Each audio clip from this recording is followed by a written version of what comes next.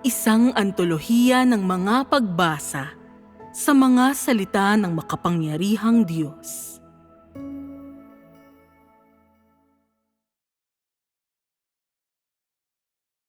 Ang hiwaga ng pagkakatawang tao, 2.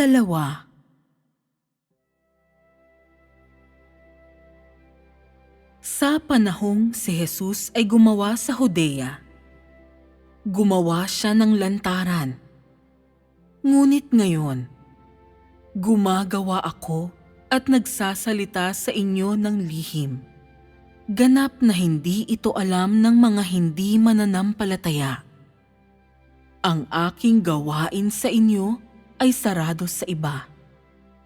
Ang mga salitang ito, ang mga pagkastigo at mga paghatol na ito, ay hayag lamang sa inyo at hindi sa iba pa. Lahat ng gawaing ito ay isinasagawa sa inyo at inihahayag lamang sa inyo. Wala sa mga hindi mananampalataya ang nakakaalam nito dahil hindi pa dumarating ang oras.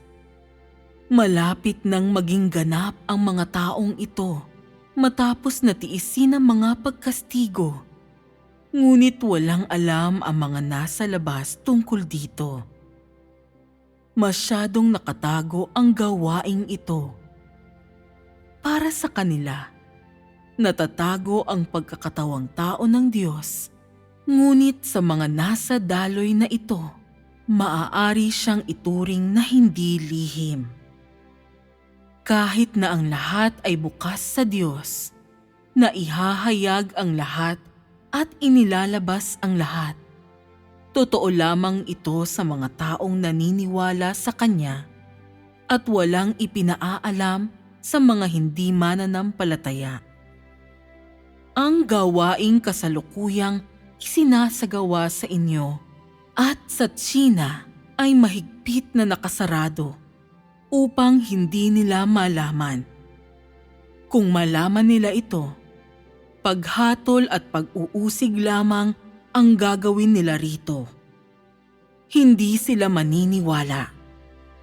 Ang gumawa sa bansa ng malaking pulang dragon, ang pinakapaurong sa mga lugar, ay hindi madaling gawain. Kung ang gawaing ito ay ihahayag, magiging imposibleng magpatuloy. Ang yugtong ito ng gawain ay sadyang hindi maisasagawa sa lugar na ito. Kung ang gawaing ito ay isasagawa ng lantaran, paano nila pahihintulutan itong sumulong? Hindi ba ito magdadala pa ng mas malaking panganib sa gawain?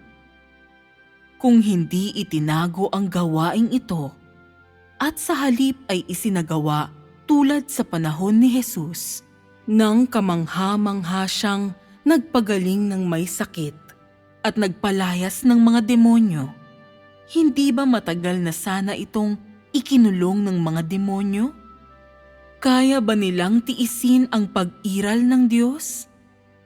Kung papasok ako ngayon sa mga sinagoga upang mangaral at magbigay ng sermon sa tao, hindi ba matagal na sana akong nagkadurog-durog? At kung nangyari iyon, paanong patuloy na maisasagawa ang aking gawain? Ang dahilan kung bakit ang mga tanda at kababalaghan ay hindi nahahayag ng lantaran ay para magkubli.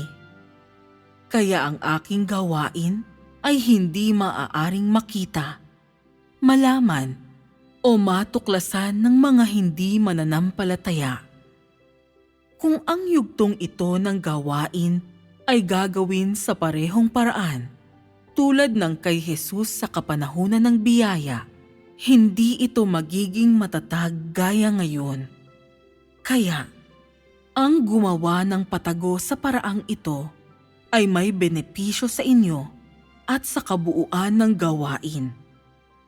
Kapag ang gawain ng Diyos sa lupa ay dumating na sa katapusan, iyon ay kapag ang lihim na gawaing ito ay natapos na, ang yugtong ito ng gawain ay mahahayag. Malalaman ng lahat na may isang grupo ng mga mananagumpay sa Tsina. Malalaman ng lahat na nasa Tsina ang Diyos na nagkatawang tao at dumating na sa pagtatapos ang kanyang gawain. Doon lamang magliliwanag sa tao. Bakit hindi pa nagpapakita ang Tsina ng paghina o pagbagsak? Lumalabas na ang Diyos ay personal na nagsasagawa ng kanyang gawain sa Tsina at ginawang perpekto ang isang grupo ng mga tao bilang mga mananagumpay. Ipinapamalas lamang ng Diyos na nagkatawang tao ang kanyang sarili sa ilang tao na sumusunod sa kanya sa panahong ito, kung kailan personal niyang isinasagawa ang kanyang gawain at hindi sa lahat ng nilalang. Naging tao lamang siya upang makumpleto ang isang yugto ng kanyang gawain, hindi upang ipakita sa tao ang kanyang larawan. Gayunpaman, dapat natuparin niya mismo ang kanyang gawain, kaya kinakailangan niya itong gawin sa katawang tao. Kapag natapos na ang gawaing ito, aalis na siya mula sa daigdig ng mga tao. Hindi siya maaaring manatili ng mahabang panahon sa sangkatauhan dahil sa takot na mahadlangan ang darating na gawain.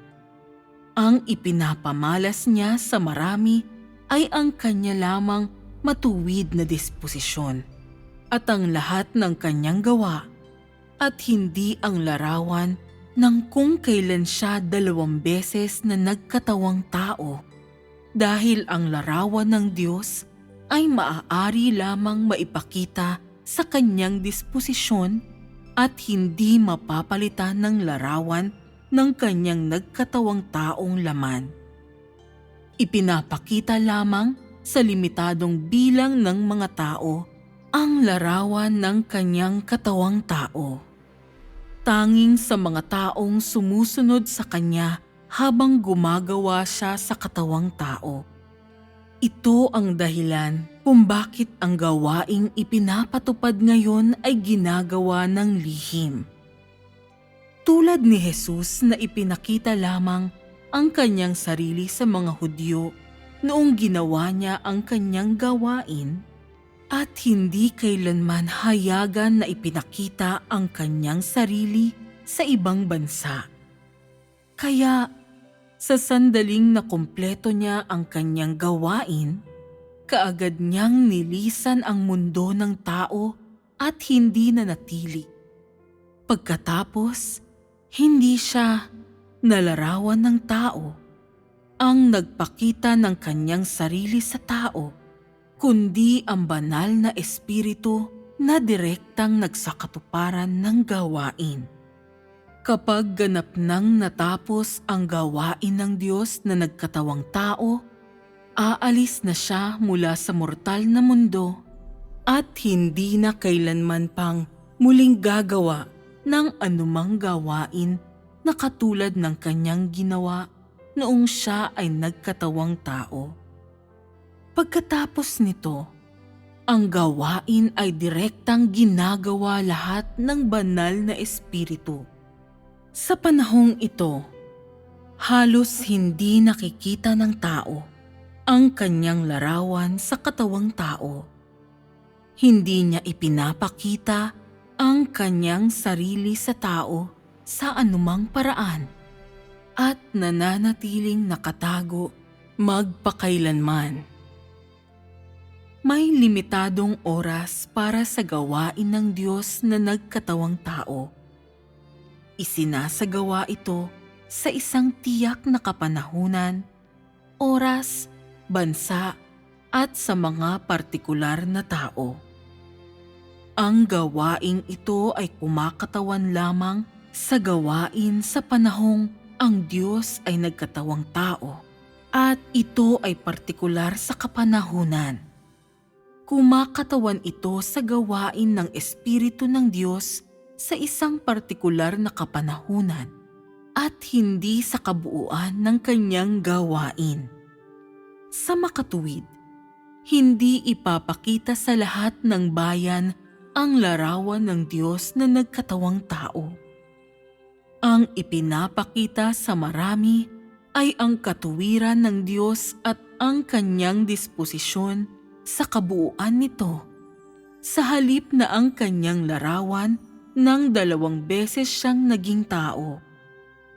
Ang ipinapakita sa tao ay hindi ang isang larawan, ni ang 2 larawang pinagsama. Sa makatuwid, kinakailangang umalis ang laman ng nagkatawang taong Diyos sa daigdig kapag nakumpleto na ang gawain na kailangan niyang gawin, sapagkat dumarating lamang siya upang gawin ang gawain na dapat niyang gawin, at hindi upang ipakita sa mga tao ang kanyang larawan. Kahit na ang kabuluhan ng pagkakatawang tao ay natupad na ng Diyos ng 2 beses na maging tao, hindi pa rin niya lantarang ipapamalas ang kanyang sarili sa anumang bansa na kailanman ay hindi pa siya nakita. Hindi na kailanman muling ipapakita ni Jesus ang kanyang sarili sa mga Hudyo bilang ang araw ng katuwiran. Niaakyat siya sa bundok ng mga olibo at magpapakita sa lahat ng bayan. Ang nakita lamang ng mga Hudyo ay ang larawan ni Jesus sa kanyang panahon sa Judea. Ito ay dahil ang gawain ni Jesus na nagkatawang tao ay natapos na 2,000 taon na ang nakakaraan.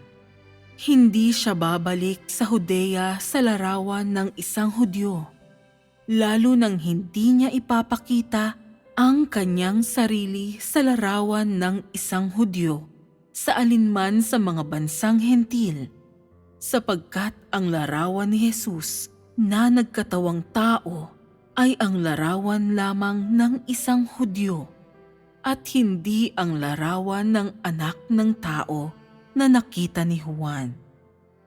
Bagamat ipinangako ni Jesus sa kanyang mga tagasunod na siya ay muling darating, hindi niya basta ipapakita ang kanyang sarili sa larawan ng isang Hudyo sa lahat niyaong nasa mga bansang hentil.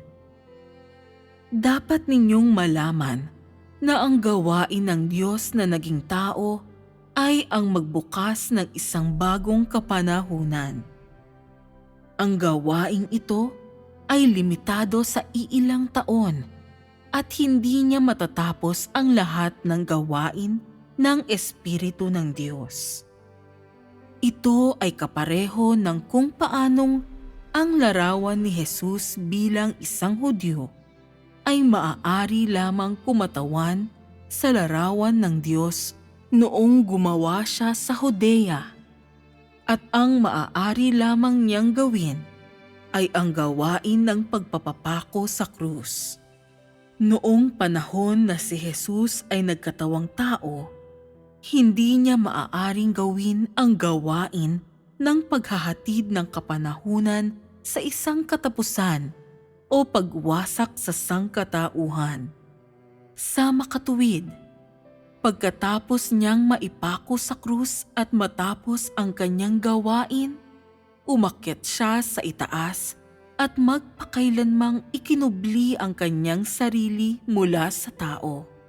Mula noon, ang mga tapat na mananampalataya sa mga bansang hentil ay nakita lamang ang larawan niya na inilagay nila sa mga pader at hindi ang pagpapakita ng Panginoong Hesus. Ang larawan na ito ay isa lamang guhit ng tao at hindi ang larawan na ipinakita ng Diyos mismo sa tao. Hindi lantarang ipapakita ng Diyos ang kanyang sarili sa maraming tao sa larawan ng siya ay 2 beses na nagkatawang tao. Ang gawaing ginagawa niya sa sangkatauhan ay ang tulutan silang maunawaan ang kanyang disposisyon. Itong lahat ay ipinapakita sa tao sa pamamagitan ng gawain ng iba't ibang kapanahunan. Natutupad ito sa pamamagitan ng disposisyon na ipinakilala niya at ang gawaing kanyang ginawa sa halip na sa pamamagitan ng pagpapakita ni Jesus. Ibig sabihin, ang larawan ng Diyos ay hindi ipinakilala sa tao sa pamamagitan ng nagkatawang taong larawan, kundi sa pamamagitan ng gawain na isinasagawa ng Diyos na nagkatawang tao na may kapwa larawan at anyo. At sa pamamagitan ng kanyang gawain, ang kanyang larawan ay ipinapakita at ang kanyang disposisyon ay ipinapaalam. Ito ang kahalagahan ng gawain na nais niyang gawin sa katawang tao. Sa sandaling ang gawain ng dalawang pagkakatawang tao ng Diyos ay dumating na sa katapusan, magsisimula na siyang magpakita ng kanyang matuwid na disposisyon sa lahat ng bansang hentil na magtutulot sa maraming tao na makita ang kanyang larawan. Ipapamalas niya ang kanyang disposisyon at sa pamamagitan nito ay gagawing malinaw ang katapusan ng iba't ibang uri ng tao. Sa gayon ay madadala ang lumang kapanahunan sa ganap na katapusan. Ang kanyang gawain sa katawang tao ay hindi napakalawak dahil ang kanyang gawain sa katawang tao ay may mga hangganan at limitasyon. Isinasagawa lamang niya ang isang maikling panahon ng gawain sa larawan ng isang karaniwan at normal na katawang tao. Hindi niya ginagawa ang gawain ng kawalang hanggan o ang gawain ng pagpapakita sa mga bayan ng mga bansang hentil gamit ang nagkatawang taong laman. Ang gawain sa katawang tao ay limitado lamang ang maaaring saklaw. At pagkatapos, ang saklaw nito ay maaaring palakihin sa pamamagitan ng gawain na isinasakatuparan sa loob ng mga hangganan na ito. Siyempre, ang gawain ng pagpapalawak ay direktang isasagawa ng kanyang espiritu at hindi na magiging gawain ng kanyang katawang tao. Sapagkat ang gawain sa katawang tao ay may mga hangganan at hindi umaabot sa lahat ng sulok ng sansinukob. Ito ay hindi nito magagawa. Sa pamamagitan ng gawain sa katawang tao, isinasakatuparan ng kanyang espiritu ang susunod na gawain. Kaya, ang gawain na ginawa sa katawang tao ay isa sa simulaing isinasakatuparan sa loob ng mga hangganan. Ang kanyang espiritu ang nagpapatuloy sa gawaing ito at ginagawa niya ito sa mas malawak na saklaw. Dumarating ang Diyos dito sa mundo para gawin lamang ang gawain ng paggabay sa kapanahunan. Para magbukas ng isang bagong kapanahunan at dalhin ang luma sa katapusan. Hindi siya naparito upang isabuhay ang buong buhay ng isang tao sa lupa, upang maranasan niya mismo ang mga kasiyahan at kalungkutan ng buhay sa mundo ng tao, o upang gawing perpekto ang isang tao sa pamamagitan ng kanyang kamay o personal na panoorin ang isang partikular na tao habang siya ay lumalaki. Hindi niya ito gawain. Ang kanyang gawain lamang ay ang simulan ang bagong kapanahunan at tapusin ang luma. Iyon ay personal siyang magsisimula ng isang kapanahunan. Personal na dadalhin ang isa pa sa katapusan at tatalunin si Satanas sa pamamagitan ng personal na pagsasagawa ng kanyang gawain. Tuwing tinutupad niya ang kanyang gawain ng personal, tila inilalagay niya ang isa niyang paa sa lugar ng digmaan.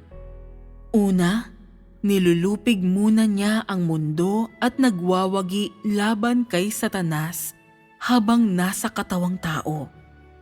Tinatamo niya ang lahat ng kalwalhatian at sinisimulan ang kabuuan ng gawain ng 2,000 taon. At ito ay nagbibigay sa lahat ng tao sa mundo ng tamang landas na susundin at isang buhay na payapa at masaya. Subalit, ang Diyos ay hindi maaaring mamuhay kasama ang tao sa mundo ng matagal. Dahil ang Diyos ay Diyos at hindi tulad ng tao matapos ang lahat. Hindi niya maaaring isabuhay ang buong buhay ng normal na tao.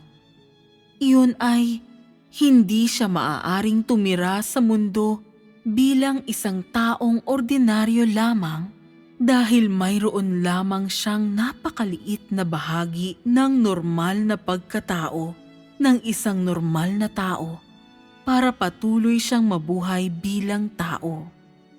Sa madaling salita, paano makakapagsimula ang Diyos ng pamilya, magkakaroon ng karera, at magpapalaki ng mga anak sa mundo? Hindi ba ito magiging isang kahihiyan sa Kanya? Ang pagkakaroon niya ng normal na pagkatao ay para lamang sa layunin na isakatuparan ang gawain sa isang normal na paraan.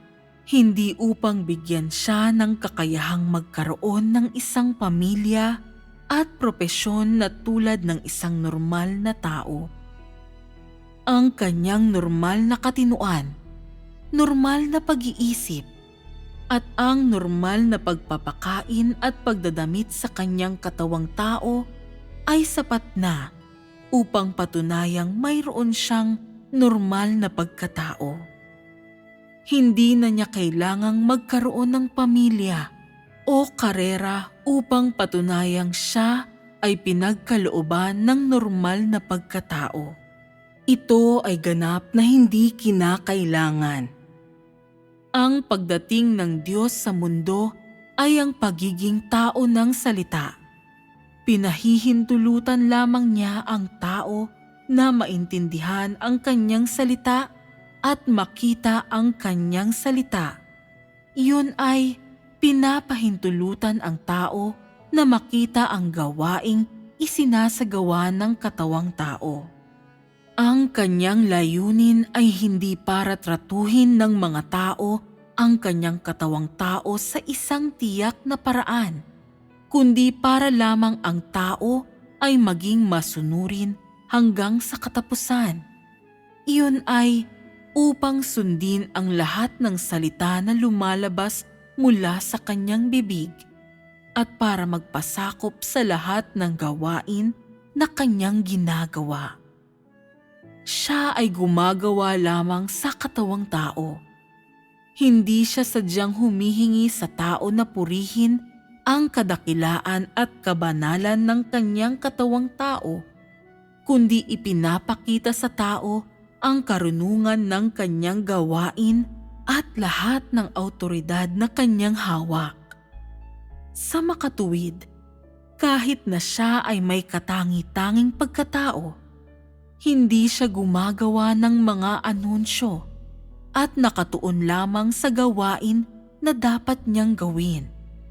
Dapat ninyong malaman kung bakit ang Diyos ay naging tao at gayunman ay hindi inilalabas o pinatototohanan ang kanyang normal na pagkatao, kundi ipinapatupad lamang ang gawain na nais niyang gawin.